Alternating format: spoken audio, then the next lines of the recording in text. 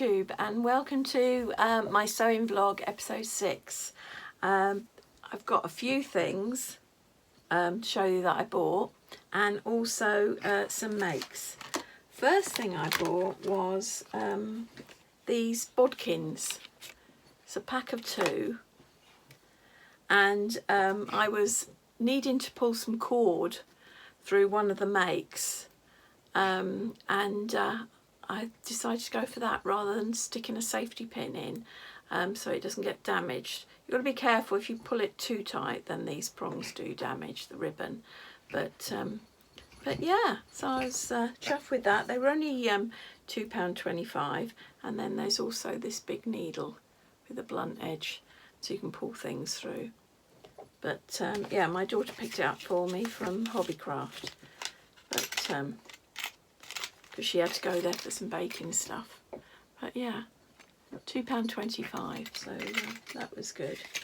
I also, one of my daughters bought this lovely blouse from H&M, and I always find H&M, the sizing, it comes up so small. I mean, I think she's normally a size 6, and I think she ended up buying something like a 10 or a 12 to get the nice fit. But so I thought, oh, I'd love a blouse like that, but I need to find a pattern. And yeah, so I found this McCall's 7405. And what I thought was, if you look at the line drawings, I thought that it's got elastic in the waist, and the blouse was like that, but obviously it was just cut off about here. So I thought, well, I could make a blouse. I could also make a dress. And it's got it with or without the elastic around the waist, and it's also got some with a sort of I don't know what you'd call that, but it's not an even hem. It's sort of dipped at the front and back. But so yeah, so I thought I'll try that. So I bought that, and I'm going to try and make myself a couple of blouses, and we'll see how we go. So yes, that's McCall's 7405, and its size is large to extra large. So anyway, well, that's okay, because I am a 16, so that a generous 16, so that'll be fine. So yeah, so I bought that, so I'm going to do that. The other thing I bought is, when I was a child, my mum bought these fairy books, and I'll go and get one. Yes, she bought me these fairy books, and I don't know if anyone remembers them. And I used to, these aren't the originals because I drew in mine and ruined them. I got these from a charity shop recently. But yes, and they are just illustrations and writings. And I used to spend hours copying the drawings and reading them, and they're just so beautiful, and I loved looking at them. I think they were printed, I don't know if it says when they first printed, don't think it does, but they are absolutely beautiful. So yes, so so I found this cross stitch pattern on eBay. It hasn't got any threads with it, it's just the pattern. I presume at one time it was a kit, but it hasn't got any at the moment. It was just cheap, someone's obviously done it. So but yes, and that is identical to that one.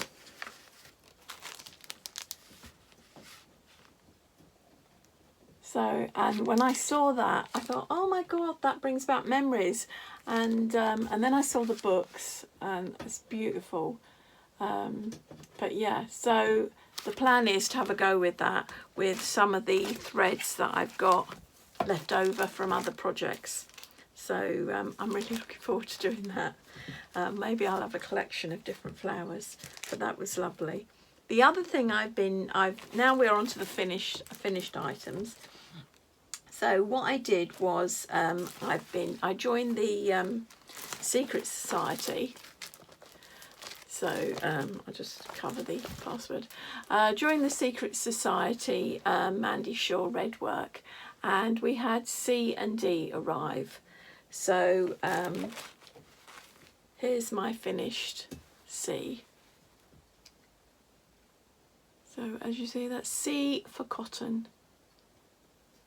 And yes, I did the corners. I'm really pleased with the corners and all the embroidery, and I'm loving that. So that's really nice. And D was just plain like that. And I've seen a lot of people on Facebook did something about that, because I said at the time it looked a bit plain. I've just put some lace on mine to make it look like a dress, but I've seen other people have put other patterns on there, either done some extra stitching or they've appliqued another bit of fabric there. But yes, that's D for dressmaking, and that again, I'm pleased with all the corners. So yeah, so looking forward to next month's E and F, so that will be good. What else I did? Then I will put some footage in about this. I decided I was going to make a card for my daughter Amy, who has her own YouTube channel, Sweet Things by Amy. She's also has her own website, and she does home baking and birthday cakes, and she does postal brownies and things. I thought, it's her birthday coming up, and I thought I'd like to make her a card, and I thought I'd like to make an applique card. So that is the start of this video that I'm going to insert. That's what I was heading for, but by the time I'd finished it, I thought I'd like to make something else, and I'll just add in the video and you'll see where I got up to. Right, good morning YouTube. I'm wanting to do a birthday card for my daughter, who's going to be 22. So I've got this scrap bit of material, and what I want to do is I want to do this, which I've just got this off the internet. I just typed in applique patterns, and I think it's actually colouring pattern. So what I'm going to do is I'm going to trace it, and then I'm going to cut out some fabric, and then I'm going to applique onto here, and then I will put this on the front of the card. So that's my plan. So I thought I'd take you with me. Right, I'm now going to trace this out.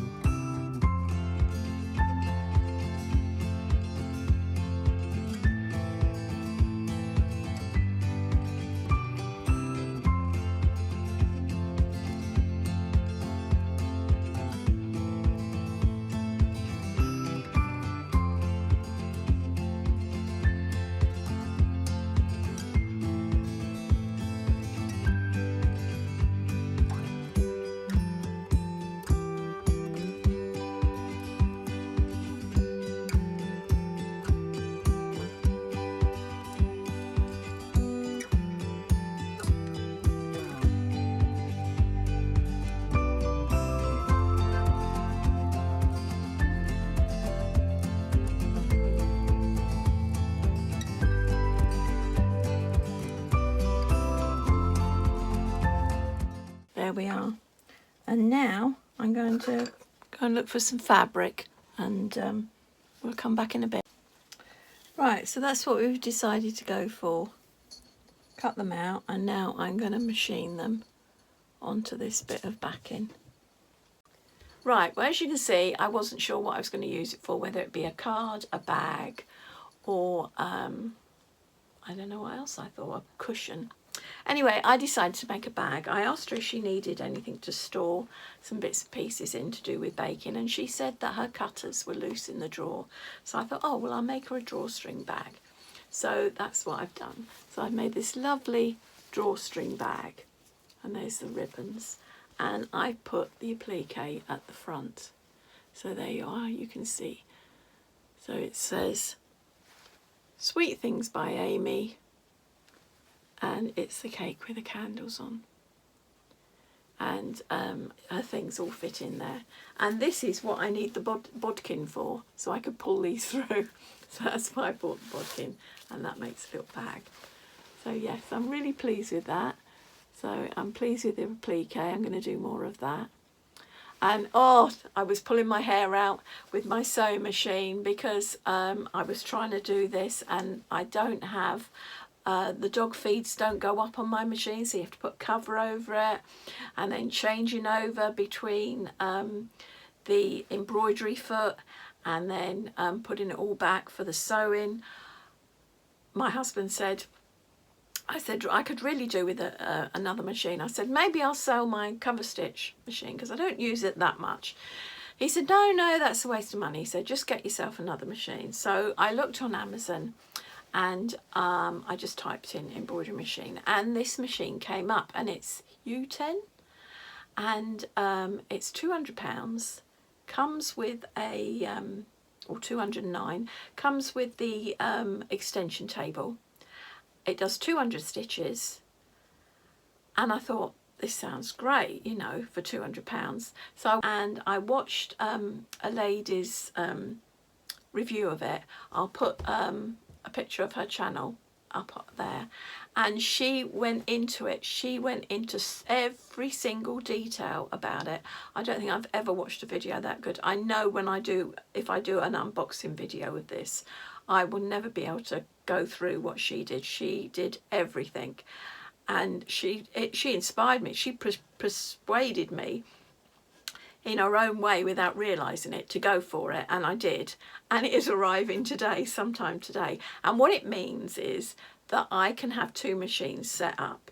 The thing is, my machine, it hasn't got the dog feeds that drop. It hasn't got it hasn't got the button for stop start. And also this other machine, it has the top loading bobbin, and it just, so I just thought, yes, go for it. So the plan is to use the other machine mainly for embroidery, and use my Singer, which isn't that old, for just normal workhorse sewing. So that is the plan.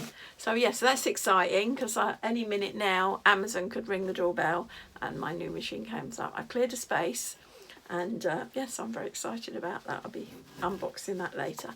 But yes, so this is the what caused me to pull my hair out and say, no, I need a machine for it to, you know, one for one purpose and one for the other, so I'm not chopping and changing. So yes, so I'm pleased with that. Looking forward to doing more applique or free motion. And then the other thing I did was I'd made a Luna for the grandkids, which I showed you in a previous video. And once I'd finished her, I thought she's far too delicate for the little ones, because they're only around 2. So I made a cotton one, and I gave that to my granddaughter when she was 2. And I made a dress for her and everything. So I had this original one, which is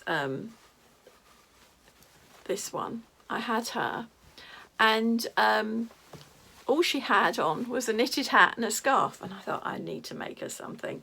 So I decided to make her the Luna night dress, and I found this fat quarter that had pink stars on, and here you are. So here she is in her Luna night dress.